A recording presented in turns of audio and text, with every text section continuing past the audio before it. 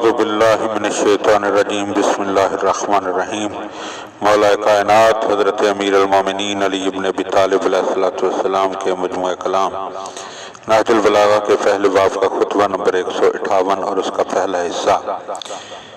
اس کا حکم فیصلہ کن اور حکمت امیز اور اس کی خوشنودی امان اور رحمت ہے۔ وہ اپنے علم سے فیصلہ کرتا ہے اور اپنے علم سے عفو کرتا ہے۔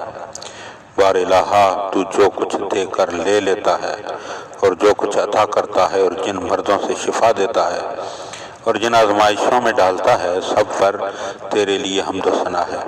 ایسی حمد جو انتہائی درجے تک تجھے پسند آئے اور انتہائی درجے تک تجھے محبوب ہو اور تیرے نزدیک ہر ستائش سے بڑھ چڑھ کر ہو۔ ایسی حمد جو کائنات کو بھر دے اور جو تو نے چاہا ہے اس کی حد تک پہنچ جائے۔ ایسی حمد کہ جس کے آگے تیری بارگاہ تک پہنچنے سے نہ کوئی حجاب ہے اور نہ اس کے لیے کوئی بندش۔ ایسی حمد کہ جس کی گنتی نہ کہیں پر ٹوٹے اور نہ اس کا سلسلہ ختم ہو۔ ہم تیری عظمت و بزرگی کی حقیقت کو نہیں جانتے مگر اتنا کہ تو زندہ و کارساز عالم ہے۔ نہ تجھے نودگی آتی ہے اور نہ نیند آتی ہے، نہ طور نظر تجھ تک پہنچ سکتا ہے اور نہ نگاہیں تجھے دیکھ سکتی ہیں۔ تو نے نظروں کو پا لیا ہے اور عمروں کا احاطہ کر لیا ہے اور پیشانی کے بالوں کو پیروں سے ملا کر گرفت میں لے لیا ہے۔ یہ تیری مخلوق کیا ہے جو ہم دیکھتے ہیں اور اس میں تیری قدرت کی کارسازیوں پر تعجب کرتے ہیں، تیری عظیم فرما روائی کی کار فرمائیوں پر اس کی توصیف کرتے ہیں، حالانکہ در حقیقت وہ مخلوقات جو ہماری آنکھوں سے اوجل ہے اور جس تک پہنچنے سے ہماری نظریں عاجز اور عقلیں درماندہ ہیں اور ہمارے اور جن کے درمیان غیب کے پردے حائل ہیں، اس سے کہیں زیادہ عظمت ہے۔ جو شخص وسوسوں سے اپنے دل کو خالی کر کے اور غور و فکر کی قوتوں سے کام لے کر یہ جاننا چاہے کہ تو نے کیوں کر عرش کو قائم کیا ہے اور کس طرح مخلوقات کو پیدا کیا ہے اور کیوں کر آسمانوں کو فضا میں لٹکایا ہے اور کس طرح پانی کے تھپیڑوں پر زمین کو بچھایا ہے، تو اس کی آنکھیں تھک کر اور عقل مغلوب ہو کر اور کان حیران و سراسیمہ اور فکر گمگشتہ راہ ہو کر پلٹ آئے گی۔ اس خطبے کا ایک جز وہ اپنے خیال میں اس کا دعویدار بنتا ہے کہ اس کا دامن امید اللہ سے وابستہ ہے۔ خدائے برتر کی قسم وہ جھوٹا ہے۔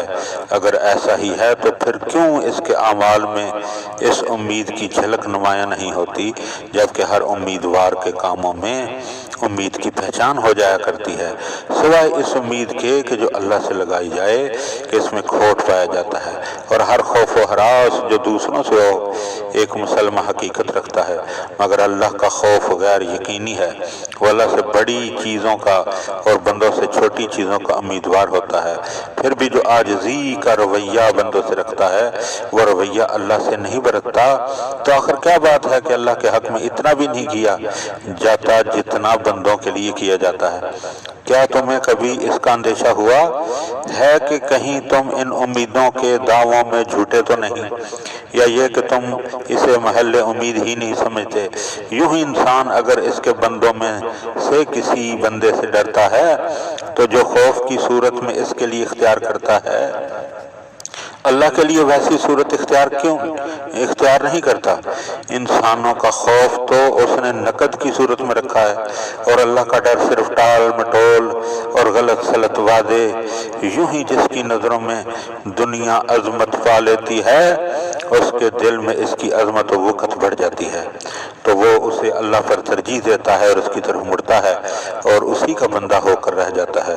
تمہارے لیے رسول صلی اللہ علیہ وآلہ وسلم کا قول و عمل پیروی کے لیے کافی ہے، اور ان کی ذات دنیا کے عیب و نقص اور اس کی रसवाइयों और बुराइयों की कसरत दिखाने के लिए रहनुमा है, इसलिए कि इस दुनिया के दामनों को इनसे समेट लिया गया और दूसरों के लिए उसकी वसअतें मुहैया कर दी गईं और इस जाल दुनिया की छातियों से आपका दूर छुड़ा दिया गया और इसकी आराइशों से आपका रुख मोड़ दिया गया।